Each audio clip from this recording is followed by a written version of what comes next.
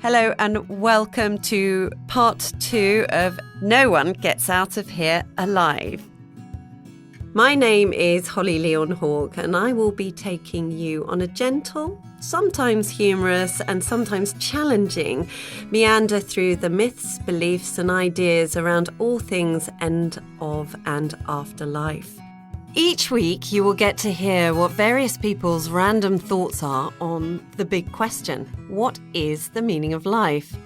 If you would like to share your thoughts, please send your voice clips in to me via WhatsApp and I'll do my very best to include them.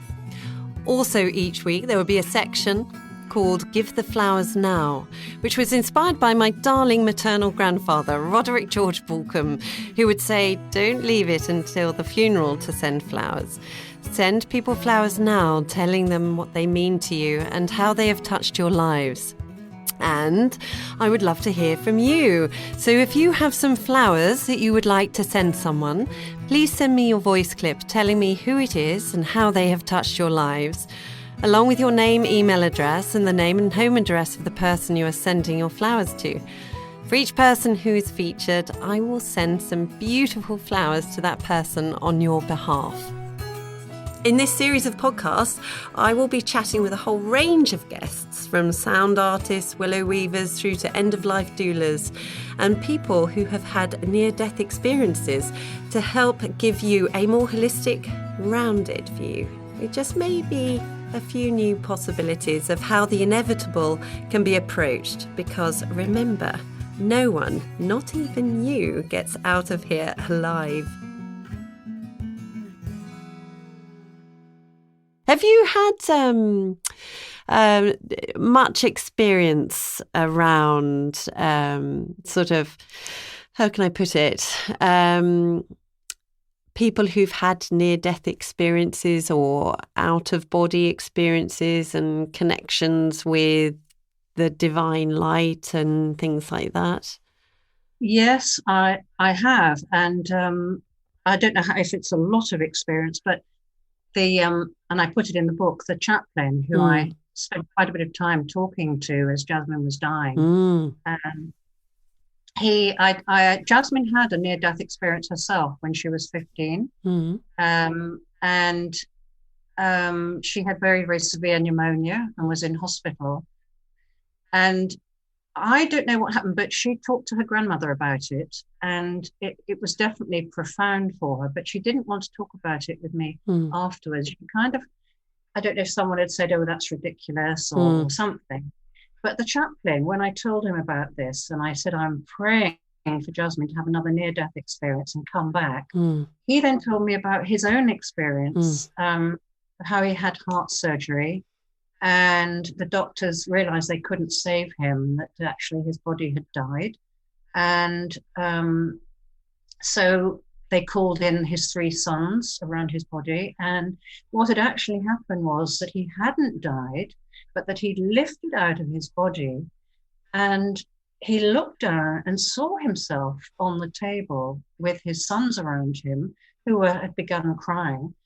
And actually, he was surrounded by 3 beautiful, enormous light beings. And their sense of unconditional love was so profound that he just wanted to go with them. He certainly didn't want to come back into his body. And they said to him, look, it's not your time yet. You've got more to do. And so he of very reluctant. Yes. I really got to go back into that body. Oh no. So anyway, he did, and I'm so glad he did, because he's doing the most profound work as a chaplain in a hospital. And he certainly helped me hugely. But we had a chuckle together about, coming back and not being able to go when you really want to go. Absolutely. And there's so many people who've written about near-death experiences, aren't there? So, you can read about them all. Yes. And they're all saying something similar. So, there's tremendous love and light, and you just have a sense of, really wanting to go cross over to the other side. So if anyone is interested, there's always lots and lots of experiences and tales that confirm all this. So for me, and partly my shamanic training, with the indigenous is, our ancestors, anyone who dies before us becomes an ancestor. So my daughter is an ancestor, which seems quite strange. They are with us, they're with us. And I mean, my daughter's here with me now because I've asked her to hold me and be here.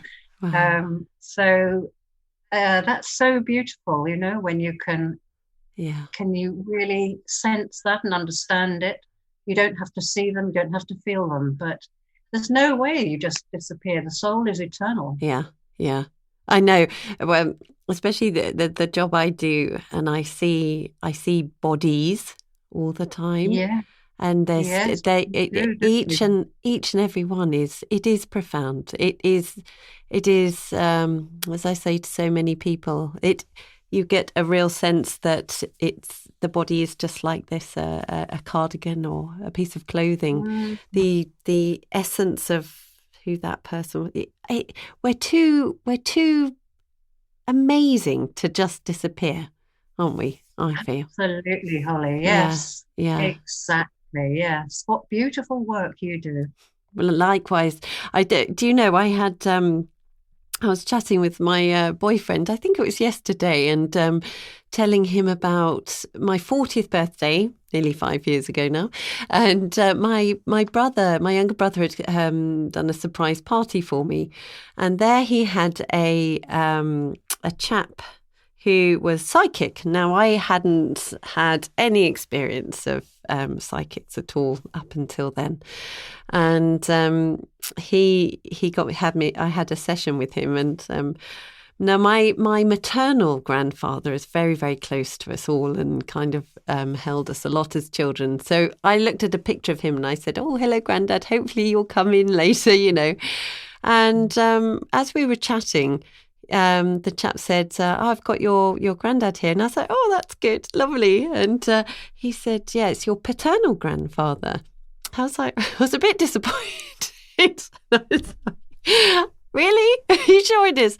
Because I didn't know my paternal grandfather. I've met him a couple of times when I was tiny, and that was it. And he said, yes, definitely paternal. And he said, J, I'm getting J, James. His name's James. I was like, well, I have no idea what his name is. He said, well, it's James, and he's here, and he watches over you. I was like, okay. Anyway, a bit later, I text my father and I said, what was your dad called? James. It was just like, whoa, that's really weird. I mean, it is amazing. Yeah. I do believe that we go on. I really do. But when you have validation like that, it still blows my mind a little bit.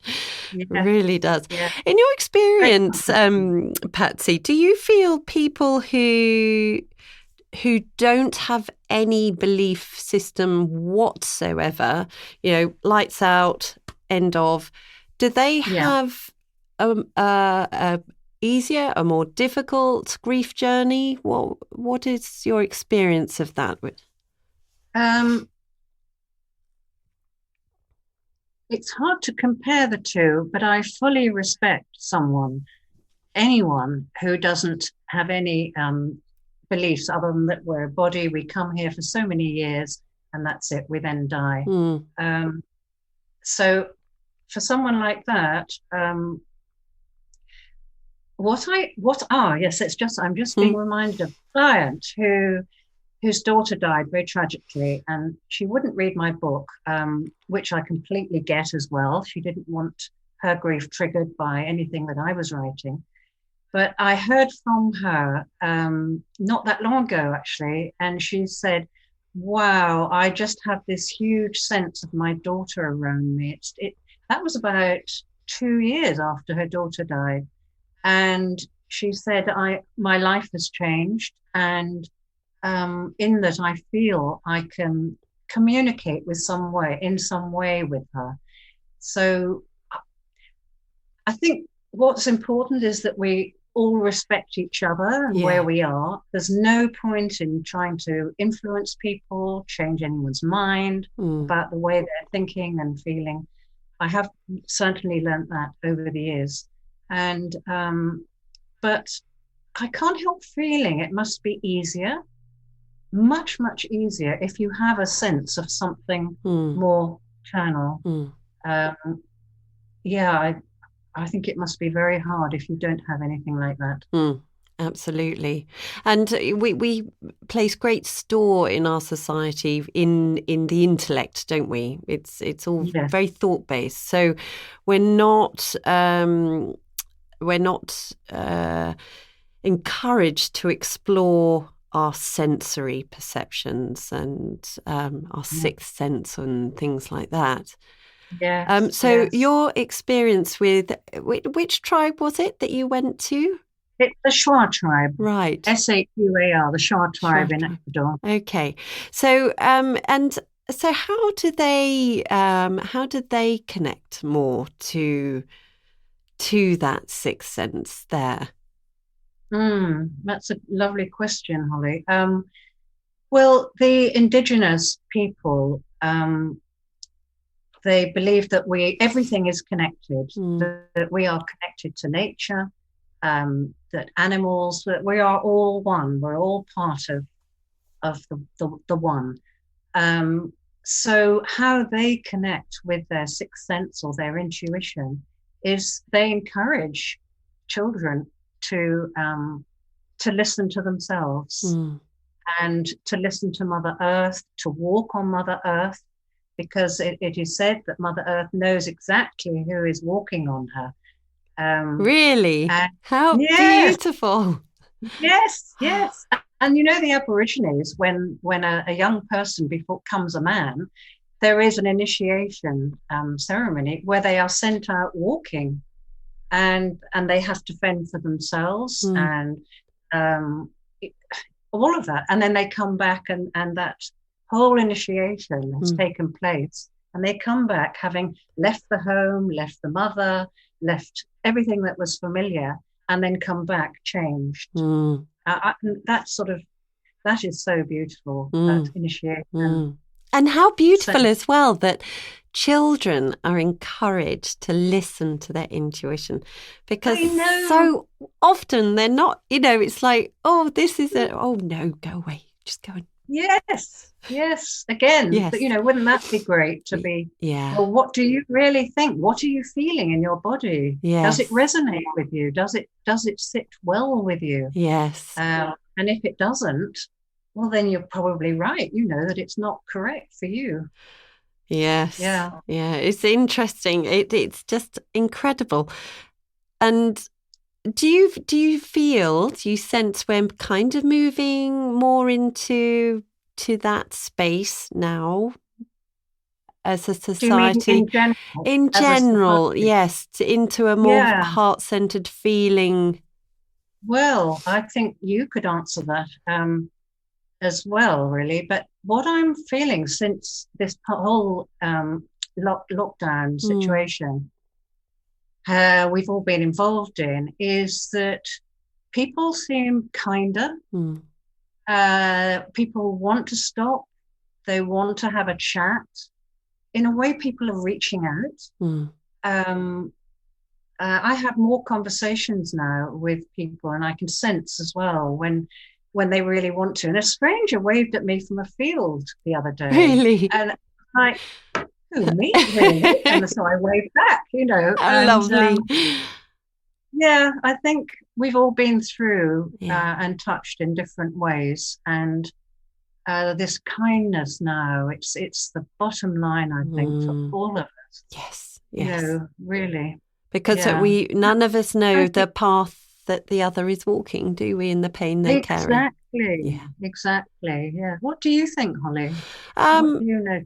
I agree very much with you. There definitely does seem to be more of an appreciation for connection, for being together, for family, for friends, for that. I think what this has done is help people realise how fundamental touch is as well. That hug. I was watching Grayson Perry's Art Club. I don't know if you've seen that on 4OD. If you haven't, watch it. I love it. There are 2 series, Grace and Perry's Art Club. And there's a bit in there where, is it Harry Hill, I think, who hasn't been able to see his mum for ages. And he prints off a picture of his mum's face, and he finds a tree, goes looking, and he says, no, that doesn't look like mum, that doesn't look like mum. And then he finds this tree that he feels like looks like his mum. He puts a picture on, and he's just hugging, and you can see him just falling into it. And I just thought, oh my God, and how beautiful for the trees as well, because people are doing this because there's that just we need that. That's such a good idea. Yes, I mean, I have trees because I love the whole strength of trees, and I ask for the strength. Yes. But to put the face of a loved one there and hug, I know, such a good idea. It's beautiful, beautiful. Yeah. And have you, during lockdown, Patsy, have you continued to support people? And how, in your experience, how has the grief journey been for people who've lost loved ones through the pandemic? I haven't supported anyone who has lost, whose a loved one has died as a result of COVID in this pandemic. So I can't really answer that. So, or just grief in general when they're not allowed to get out and be together. Oh, absolutely. Well, I mean, I talk about the grief because I've been feeling more grief. And it's in the collective. It's in the collective consciousness, in that everyone's life has been shaken in some way. And at first I couldn't understand it because I was mourning, and I thought, well, you're doing all right, Patsy. Really, you're in touch with your family, friends. So what is it? And I twigged that it is in the collective. And I think we are all being touched by this in some way. And it's really good to own that and to go, well, I'm suddenly feeling terribly sad. And then, you might meet someone on a walk and they smile at you, and it just lifts you so much, that human interaction and connection. Yeah. And that can't be underestimated. I remember I was having a particularly bad day. I can't remember what was happening, whether it was just lots with work. And I remember driving along this country lane near where I live, and it was one of the most magical moments of my life. This beautiful owl, barn owl, swooped down, and there was a car coming towards me, and the lady in the car was just like, looking at me, pointing, going, wow, did you see that? It was just, I didn't know her. We never seen each other again, but it was just that real, it was, that moment of connection with it was beautiful. Yes. Very simple, very profound and beautiful. Yes. In its simplicity. That's it. Yeah. That's it. It doesn't have. They don't. It's not in the grand gestures, is it? It's the small things. Yes. Patsy, I wanted to talk to you a little bit about anger within grief. Oh, yes. Because that can really throw people, can't it? And especially those around them.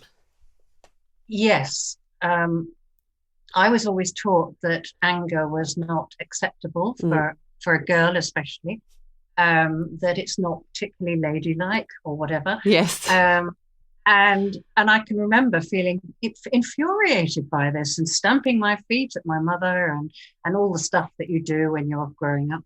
And then when I discovered my own anger, I would call it rage more than anger. It actually, what it does, it's a cleansing of, because I had been in despair before that.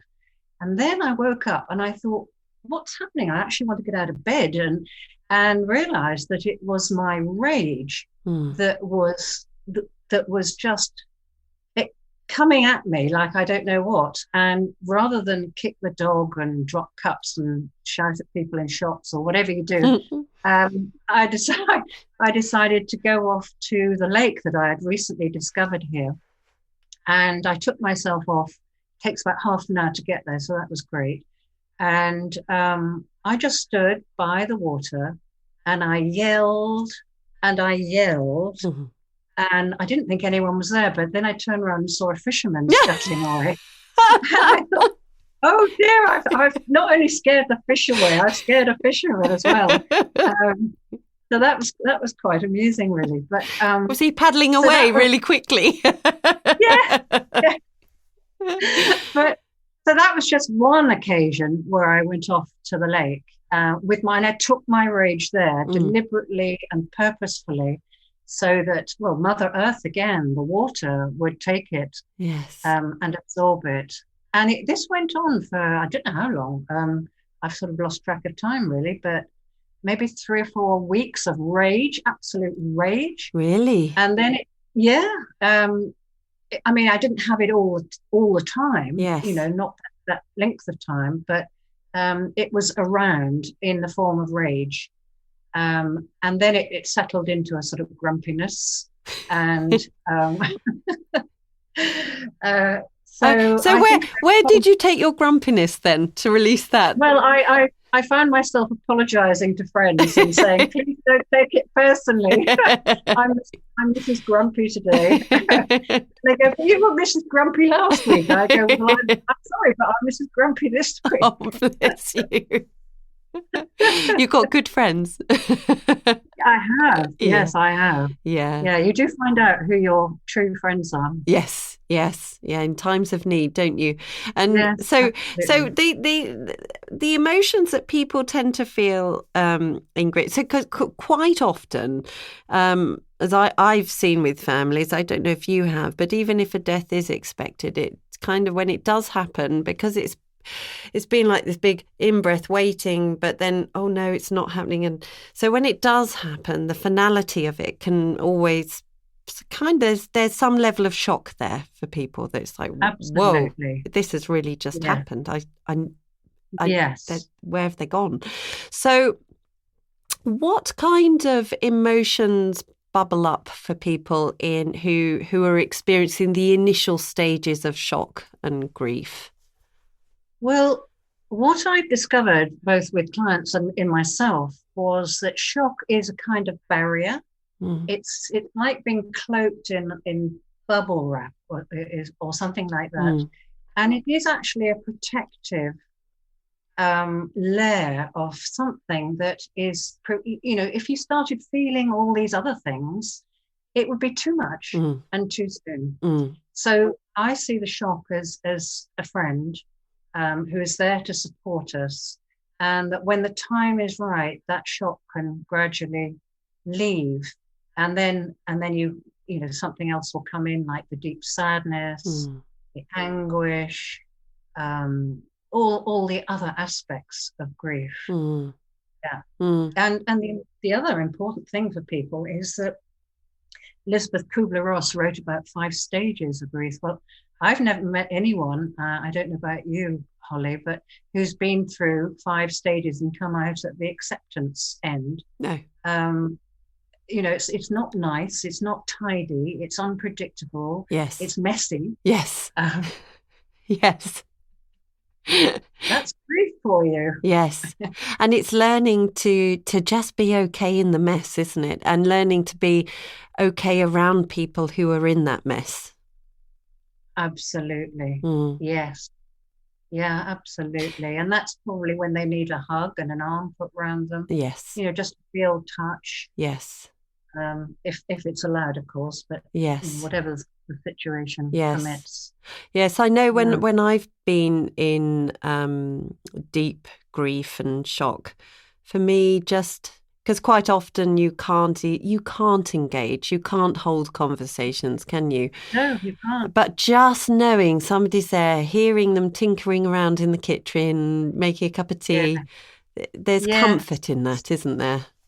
Yes. I remember when a friend of mine just rang to say, I'm coming round in 10 minutes. And I thought, oh no, I'm still in my pajamas. It was about midday. The washing up is piled from the Yes. last 3 or 4 days in the kitchen. And I felt really embarrassed about it all. But she's a nurse actually. So she opened didn't even knock on the door. She just came up and saw how I was and went into the kitchen, put on an apron, got the rubber gloves out of the drawer. And I heard her washing up. And as you say, listening to that clanking in the kitchen.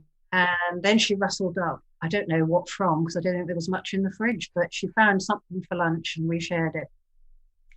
And it was so timely. It was as if she was a little angel had been sent to me. How beautiful. Yeah. Yeah. Yeah, the kindness. Yes. People are generally very kind. Yes. And they want to help. Yes. So if they ask, is there anything I can do? It's really nice to have something for them to do for you. Because they receive. It's a mutual giving, receiving. There's great beauty in that. Yes, please. And, I used to be superbly independent. And I would say, no, it's all right. It's fine. Thanks. I can manage. But I don't do that anymore. Quite the opposite. Do you? So well done. Because that's quite difficult to change, isn't it? Because as you've just said, it is, if you deny that person, you're denying them the gift of giving, aren't you?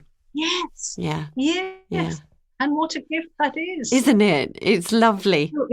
It's a win-win for both parties. Yes, yeah, absolutely. So the work that you do now, Patsy, what's it predominantly made up of? How are your days spent, and how? I'm asking lots of questions here. So, how do you? Yeah. How do you live each day with having lost a child? Because that's every parent's worst nightmare, isn't it? Yeah, it is. Well, I mean, you never ever stop missing that person, that child, and you haven't seen them fully grown. You haven't seen exactly where they might be at some point in their lives.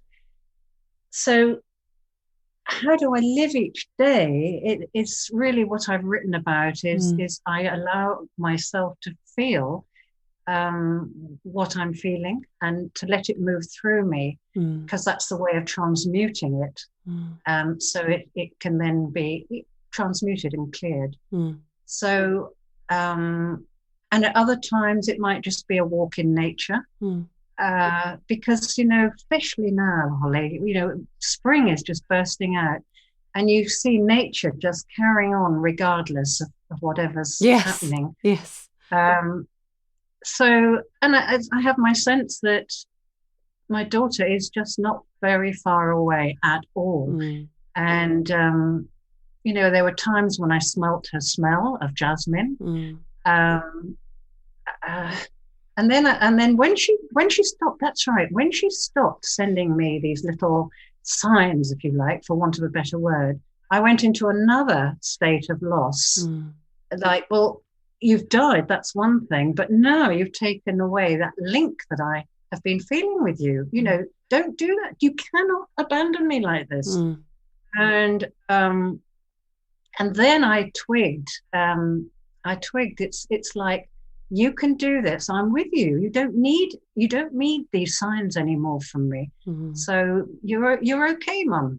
Beautiful. That's basically what I was sensing, and that she had to pull away. She had to not pull away, but stop. Doing all those little things for me that she had been doing.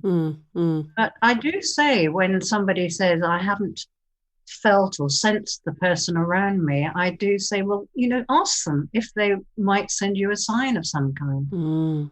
And you never know what may happen. Do you know, my father's been very ill recently. He was on the verge of life and death, but he seems to have rallied. We don't know how he manages to pull through each time, but he's still with us. But just beforehand, so he had a huge stroke. And literally, I think it was like the day before. So my first ever dog, my dog, not the family dog, she was a border collie called Jessie, who oh gosh, I loved her so much, still love her. And I have never sensed her around me until the day before we were told that Dad had been found and that, he wasn't going to survive the night. And she stayed with me for at least a couple of weeks. I could just sense her. And I can't explain how I sensed her. Yeah. It's very weird. Yeah. Yes. Oh, beautiful. You just know, don't you, sometimes? Yes, you do. And particularly if you're not rushing around and, you can just slow down a little bit and of course, dogs, they are animals, they're there for us, aren't they? Oh, yes. Do you have any pets? I had a dog called Muppet who was just like that. And then eventually Muppet looked up at me and as if to say, I just can't hold on any longer. And that was about 2 years after Jasmine died. And I said, okay, and thank you, and for holding me, for staying for so long. I couldn't have done this without your presence around me. So no, yeah, no, I haven't got another dog because all the pets I've had have been given to me. So Muppet belonged to my parents. And then when my father died, my mother tried to manage and then she couldn't. So I eventually ended up with Muppet, although I tried to give him away once. But the person I gave him to phoned the next morning and said, I'm very sorry, but our son's developed an allergy to Muppet. And you'll have to have him back. And I was crying all night long because I'd given him away. So I said, bring him back. That's great. Thank you. Oh, how lovely. So, Muppet was destined to be with you. And I'd imagine those 2 years afterwards were of huge comfort, I'd imagine. Yes, absolutely. Yeah, definitely. Yeah. Patsy, we're nearly at the end. Well, we're at the end. Oh gosh, I can't tell you how lovely it's been speaking to you. It really has. It's been amazing chatting with you. If people want to buy your book or follow you, what's the best way of doing that for them? Well, I am on Facebook and Twitter. Facebook, In Search of You, Letters to a Daughter, rather than my personal one. So you can look at my website, www.patsyfreeman.com. If you want to order the book, you can do it from there. Or there's my email address if you want to contact me directly. And I will send you a copy of the book, and it's free postage if I do that. So, and if you want to be on my database to receive blogs and videos or whatever else I'm doing, just be in touch on an email and I will ensure that you receive anything that's going. Lovely. Holly, it's been an absolute pleasure for me to talk with you. Thank you so much for inviting me. Oh, bless you. It's been so lovely. And I hope this isn't going to be the last conversation we have. It would be lovely to stay in touch. And yeah. I would like that very much. It would be good. And like I say, thank you again for your patience. It's been an Thank you so much. Take care. And you, Holly. Bye. No, bye. Bye.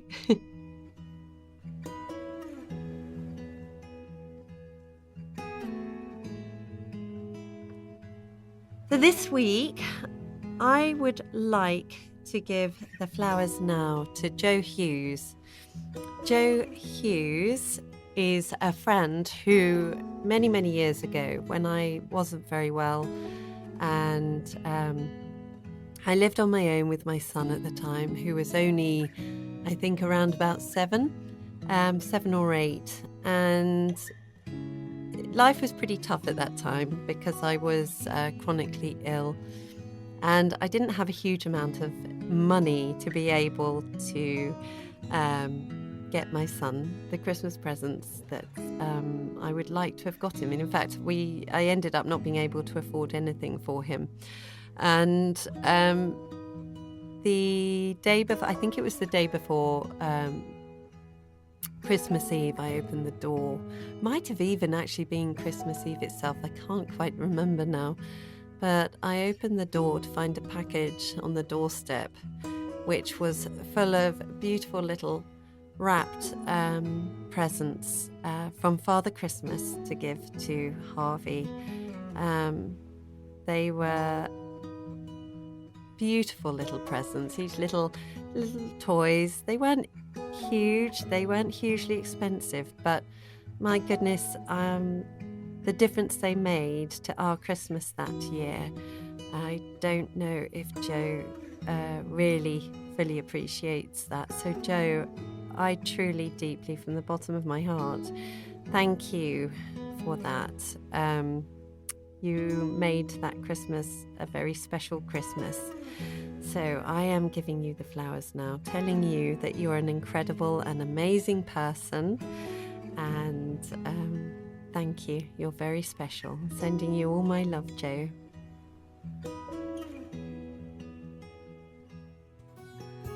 So that's all for now, and I would like to say a very big thank you for being brave enough to dare to listen to a podcast that talks about something we, as a nation, tend to prefer. Doesn't exist, doesn't apply to our lives.